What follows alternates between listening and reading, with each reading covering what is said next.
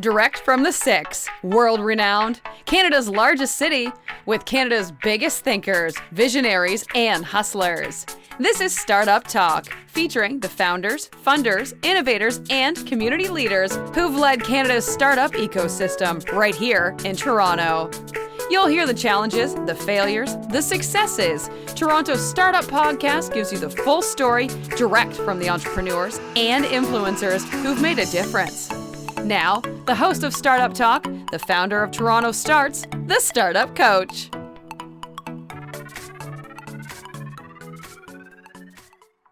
Can you tell us about your $100 million investment vehicle? Yeah, I mean, the idea here is, okay, so we've been, relatively successful in building something on our own.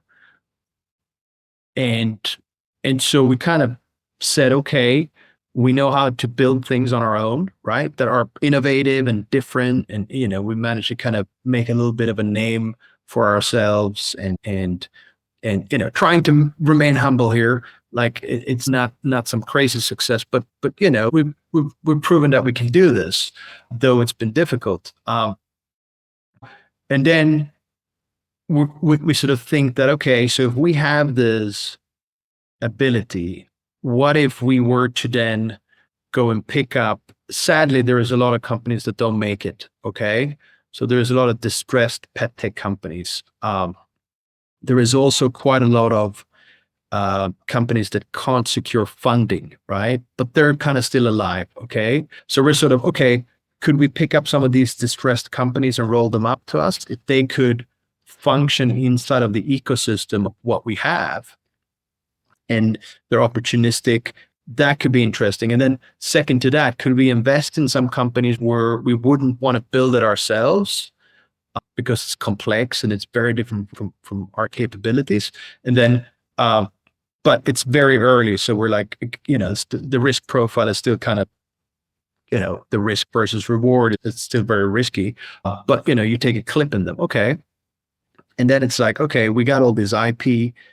Can we go and help to now transform brick and mortar companies in the pet space and sort of Web1 based companies with the IPs that we have? So we have like different Lego bricks, right? We got, we got a wearable, we got a longevity program, we have a self-assessment tool, we have, maybe image recognition, where you snap pictures. So we have these different Lego bricks. Then we can take these Lego bricks and kind of go to be partners and say, what is your want and needs? Like, what is your biggest headache? How can we help you to add more value to your existing customers, but also to, bring in new customers? And I think that's kind of our thinking about an investment vehicle, not a fund, but a vehicle where we can build, invest, acquire, transform, and operate these different assets.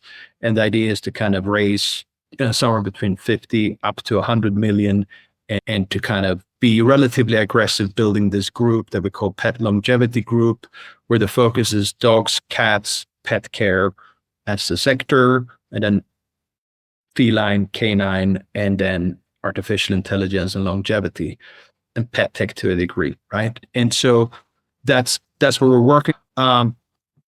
We haven't realized this whole investment yet, but we're in several meaningful conversations, and we'll see. This is not a fund, so it's different. It's not an LP GP relationship. This is like, we look for like one funder who comes in and say, okay, we truly believe that the next 10 years will be, transformed by AI and longevity initiatives in the pet care sector.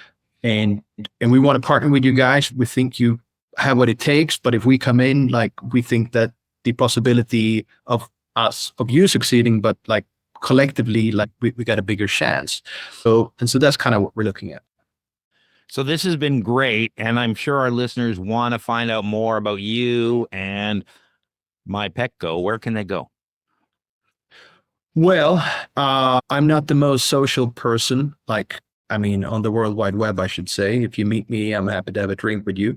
But you can find me on LinkedIn. That's, I guess, the platform that I do use. And I think it's starting to get a little bit too Facebooky with a lot of weird stuff now.